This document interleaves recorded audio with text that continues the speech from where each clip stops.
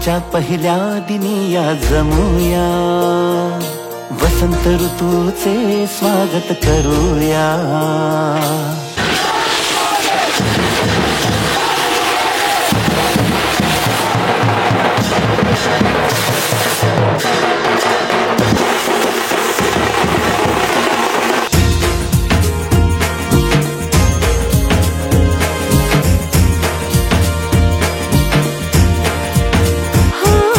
चैत्राच्या पहिल्या दिनी या जमूया, वसंत ऋतूचे स्वागत करूया.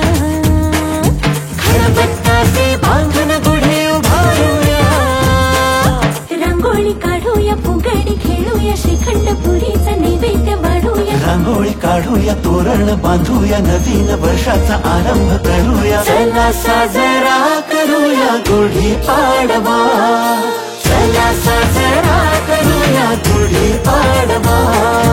मराठी परंपरेला नव्याने जगूया, चला साजरा करूया गुढी पाडवा.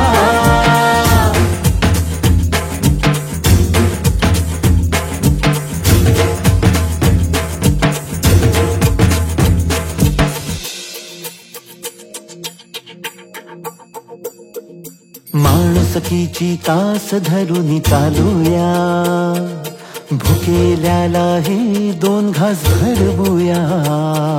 माणुसकीची कास धरून चालूया, भुकेल्याला हे दोन घास भरवूया. नात्यांना आपल्या नव्याने फुलवूया.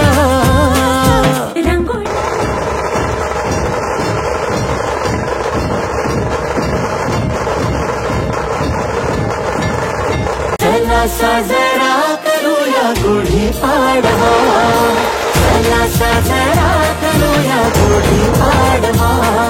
मराठी परंपरेला नव्याने जगूया, चला साजरा करूया गुढी पाडवा. कल्याण येथे इंडियन मेडिकल असोसिएशन कल्याण आणि कल्याण संस्कृती मंच यांच्या संयुक्त विद्यमाने हिंदू नववर्ष गुढीपाडवा निमित्ताने जयघोष हिंदुत्वाचा जल्लोष कल्याणकरांचा हे ब्रीदवाक्य घेऊन भव्य स्वागत यात्रा 2024चं आयोजन करण्यात आलं होतं. कल्याण मधील मुख्य चौकांमधून मार्गस्थ होऊन वासुदेव बळवंत फडके मैदान इथे स्वागत यात्रा समन्वयक डॉक्टर प्रशांत पाटील आणि कल्याण संस्कृती मंचचे अध्यक्ष ॲडव्होकेट निशिकांत बुधकर यांच्या हस्ते 25 फूट उंच महागुढी पूजन आणि प्रसाद वाटप करून या स्वागत यात्रेचा समारोप करण्यात आला. नववर्ष स्वागत यात्रेनिमित्त काढण्यात आलेल्या मिरवणुकीत कल्याणवासियांनी मोठ्या संख्येनं सहभाग नोंदवला होता. या स्वागत यात्रेच्या माध्यमातून विविध क्षेत्रातील संस्थांनी आपले सामाजिक संदेश देत जनजागृती देखील केली आहे. ढोल ताशा पथकं, लेझिम पथकं, विविध साहसी खेळ आणि अबालवृद्धांचा उत्स्फूर्त सहभाग हे या नववर्ष स्वागत यात्रेचं वैशिष्ट्य ठरलंय. यावेळी या स्वागत यात्रेमध्ये केंद्रीय पंचायत राज राज्यमंत्री कपिल पाटील, आमदार विश्वनाथ भोईर यांच्यासह राजकीय, सामाजिक आणि विविध क्षेत्रातील प्रतिष्ठित नागरिक देखील त्याच उत्साहात सहभागी झाले होते. यावेळी कपिल पाटील यांनाही मोह आवरला नाही. ढोल वाजवून त्यांनी देखील नववर्षाचं जोरदार स्वागत केले. यावेळी स्वागत यात्रेत सहभागी झालेल्या नागरिकांमध्ये सामाजिक बांधिलकीच्या भावनेतून छत्र्यांचे देखील वितरण करण्यात आले.